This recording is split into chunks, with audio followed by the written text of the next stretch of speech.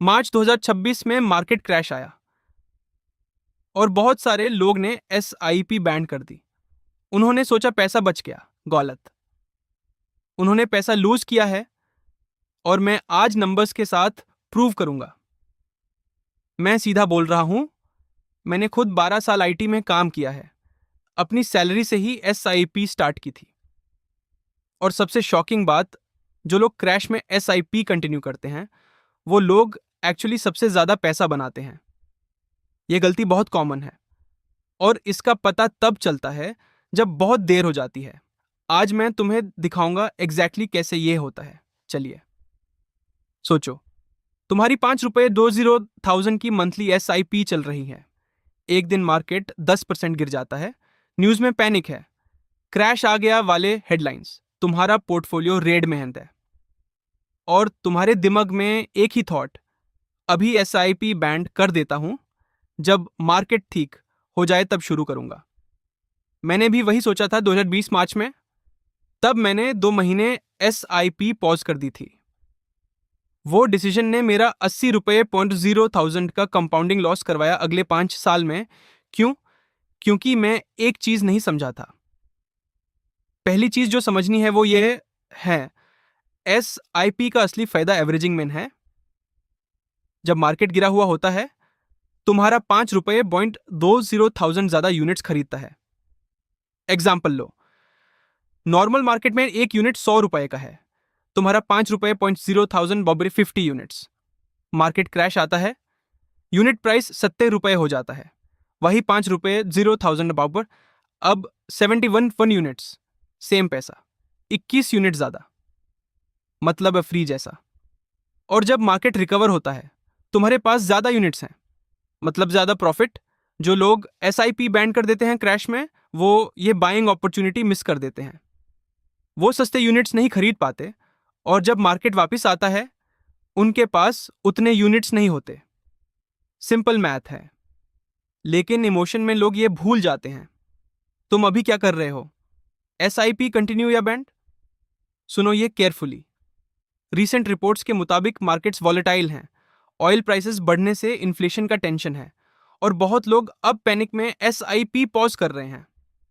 यह गलती मत करो, क्योंकि मार्केट का नेचर ही यह है, क्रैश आता है, रिकवर भी होता है। लॉन्ग टर्म में यह साइकिल रिपीट होता है। अगर तुम हर क्रैश में एसआईपी बैंड करोगे तो तुम कभी भी अच्छा रिटर्न नहीं बना पाओगे। मैंने एक कैलकुलेशन किया है। अगर तुमने ₹5,000 मंथली एसआईपी शुरू की और 10 साल कंसिस्टेंटली करते रहे बिना किसी मंथ स्किप किए, तो 12% एवरेज रिटर्न पे तुम्हारा कॉर्पस अप्रॉक्स ₹11 तो 5 लाख बनता है। लेकिन अगर तुम 2-3 बार पैनिक में 3-3 महीने एसआईपी पॉज करते हो तो तुम्हारा कॉर्पस गिर के ₹9 लाख के आसपास आ जाता है। ₹2 लाख का फर्क सिर्फ इमोशनल डिसीजन की वजह से। ये थोड़ा काउंटर इंट्यूटिव है, लेकिन सुनो, क्रैश बॉर्स अपॉर्चुनिटी है, रिस्क नहीं। अगर तुम्हारी जॉब स्टेबल है, इमरजेंसी फंड रेडी है, तो क्रैश में एसआईपी कंटिन्यू करना सबसे इंटेलिजेंट मूव है। आज ही ये करो। पहला, अपनी एसआईपी मैंडेट को ऑटो डेबिट पे सेट कर दो। सैलरी आते ही ऑटोमेटिकली एसआईपी कट जाए। यह सबसे इंपॉर्टेंट स्टेप है, क्योंकि जब मैनुअल होता है तब इमोशन आ जाता है और इमोशन डिसीजन को खराब कर देता है। दूसरा, इमरजेंसी फंड का 3 महीने का एक्सपेंस रेडी रखो। यह तुम्हें कॉन्फिडेंस देगा कि एसआईपी कंटिन्यू रख सकते हो, चाहे कुछ भी हो। तीसरा, पोर्टफोलियो चेक करना बैंड करो हर हफ्ते। महीने में एक बार देखो बस। ज्यादा देखा तो पैनिक ज्यादा होगा। एसआईपी लॉन्ग टर्म गेम है, शॉर्ट टर्म फ्लक्चुएशन से फर्क नहीं पड़ता। अगर आप अभी ये शुरू करना चाहते हो या अपनी एग्जिस्टिंग एसआईपी मैनेज करनी है प्रॉपरली, तो मैं पर्सनली ग्रो यूज करता हूं। 0 कमीशन एसआईपी सेटअप 5 मिनट में हो जाता है। और सबसे अच्छी बात, ऑटो डेबिट मैंडेट एक बार सेट किया तो टेंशन खत्म। एफिलिएट लिंक लिंक डिस्क्रिप्शन में है। फ्री अकाउंट 2 मिनट में बन जाता है। याद रखो एक बात, मार्केट का टाइमिंग कोई नहीं कर सकता, ना तुम ना मैं। ना कोई एक्सपर्ट। लेकिन एक चीज तुम जरूर कर सकते हो, डिसिप्लिन से एसआईपी कंटिन्यू रखो।